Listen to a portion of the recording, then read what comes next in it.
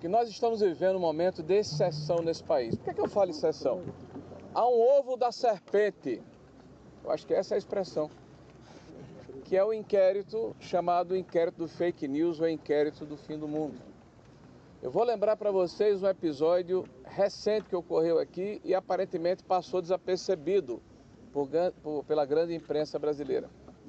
Há 4 ou 5 dias atrás, 2 deputados federais foram à praça pública, a praça que é do povo, a praça que representa a cidadania brasileira, e de uma forma pacífica e ordeira, colocando inclusive um esparadrapo na boca, começaram um protesto contra a falta de liberdade de expressão, o arbítrio e a censura que estabeleceu no país.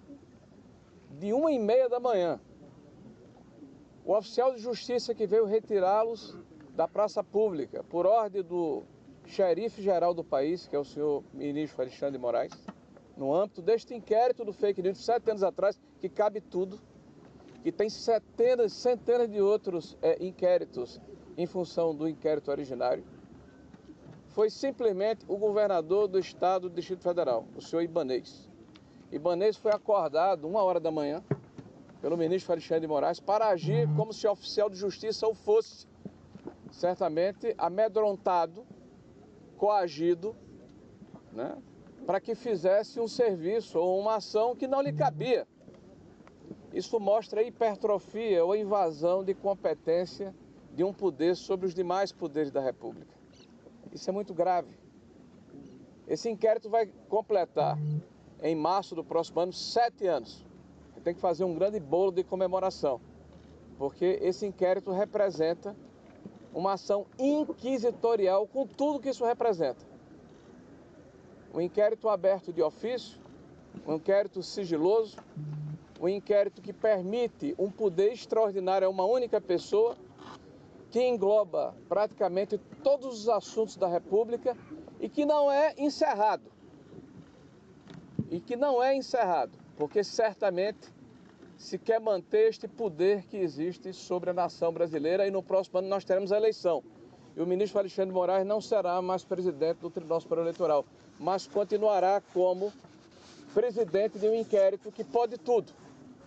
Nós temos dezenas de parlamentares que hoje estão em inquéritos no Supremo Tribunal Federal, não é por corrupção, não é por roubo, não é por malversação de recursos públicos, pasmem, é por crime de opinião.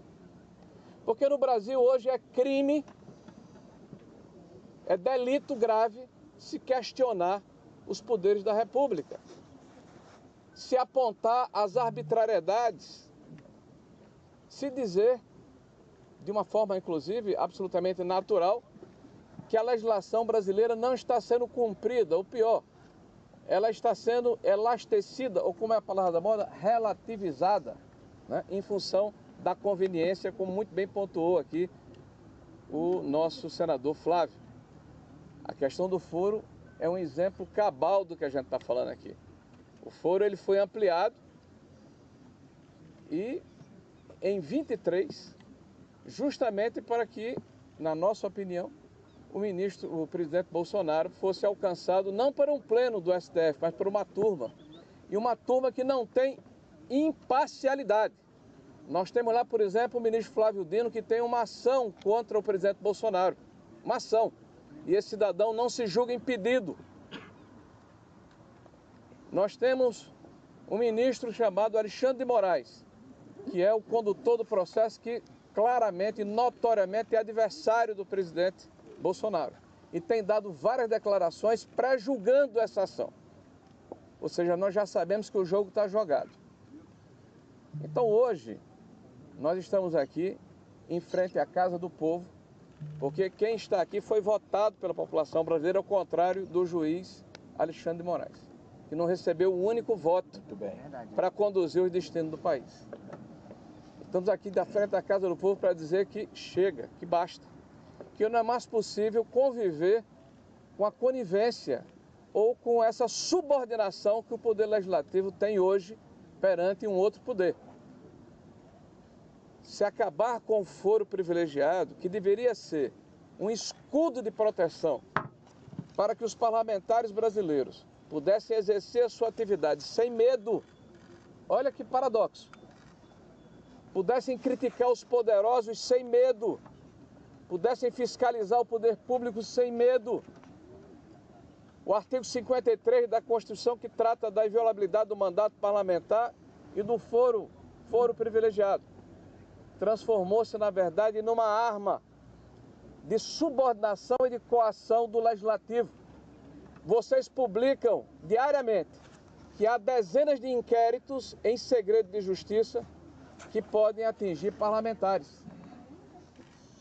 Vocês divulgam diariamente que o parlamento não vota determinadas matérias porque o judiciário não quer. Ora, se um parlamento que representa o povo tem a sua vontade manietada e submetida a um outro poder, então o equilíbrio entre os poderes está quebrado. E os fundamentos da democracia liberal estão por terra. É evidente que há um desequilíbrio. E como é que a gente resolve o problema? Está na Câmara Federal um projeto pronto para votação, já passou no Senado da República, que é a PEC 33 do fim do foro privilegiado. Então que os senhores parlamentares sejam tratados como cidadãos comuns e que o Poder Judiciário, pelo menos através de alguns de seus membros, perca a possibilidade de manietar, de submeter o Congresso Nacional à sua vontade ou à conveniência de ocasião. Então essa é uma das condições que nós estamos colocando, porque nós vamos nos colocar em obstrução, né? A partir de hoje nós estamos em obstrução. O segundo aspecto que já foi colocado pelo senador Flávio, mas eu gostaria de reiterar um ponto. A gente tem escutado aí um grito de guerra, um mantra que a esquerda profere como se fosse uma palavra de ordem que unifica todas as correntes. Sem anistia, o ódio, o ressentimento, né, a divisão do país entre nós e eles, o radicalismo, a necessidade de se ter uma narrativa que coloque uma cortina de fumaça sobre os problemas que o país tem, é o que está por trás disso, porque a esquerda é hipócrita. A esquerda que grita sem anistia foi anistiada por crimes de morte, exatamente, de violência, muito bem, de roubo, exatamente, de assalto, de sequestro. E o Brasil se reconciliou para se voltar para os problemas mais importantes que a nação brasileira tem. E nós hoje estamos vivendo sobre um desgoverno. Nós estamos vivendo sobre uma situação em, por exemplo, que ninguém mais fala do assalto que foi cometido contra os velhinhos do INSS, contra a desestruturação dos nossos fundos de pensão, contra a quebradeira geral das nossas empresas estatais, o Correios à frente. E o nosso desastre do ponto de vista fiscal, que está repetindo os mesmos métodos e os mesmos parâmetros de 2014, 2015, que nos legaram a maior crise econômica da história brasileira.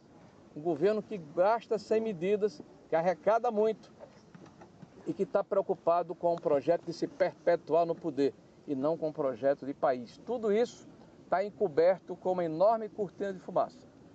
Então a anistia é importante para que nós possamos nos reconciliar como país e nos debruçarmos sobre os problemas reais que a sociedade brasileira tem.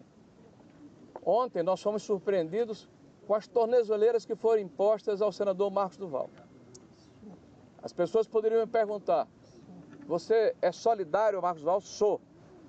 As palavras do senador Marcos Duval e algumas das suas atitudes não significam que a gente tenha uma adesão integral, mas há uma adesão total, integral à instituição que ele representa. O senador Marcos Duval teve centenas de milhares de votos para estar na posição em que se encontra. Ele volta dos Estados Unidos e as tornozeleiras são colocadas. É evidente que não há risco de fuga se ele ter ficado lá. Então é uma vontade deliberada e clara de se apequenar a atividade parlamentar. Então nós acreditamos que é necessário que essas medidas draconianas que foram impostas ao senador, elas sejam votadas no plenário do Senado. E por fim, o quarto e último item, é necessário urgentemente, para que nós possamos voltar a ser pertinentes, para que a população acredite que de fato o poder legislativo que representa o povo é importante, para que haja de verdade equilíbrio entre os poderes, para que nós possamos resgatar os valores da democracia liberal. É importante que o presidente Davi Alcolumbre entenda É necessário que ele tenha estatura nesse momento e que ele permita a abertura do processo de impedimento por crime de responsabilidade em desfavor do ministro Alexandre de Moraes.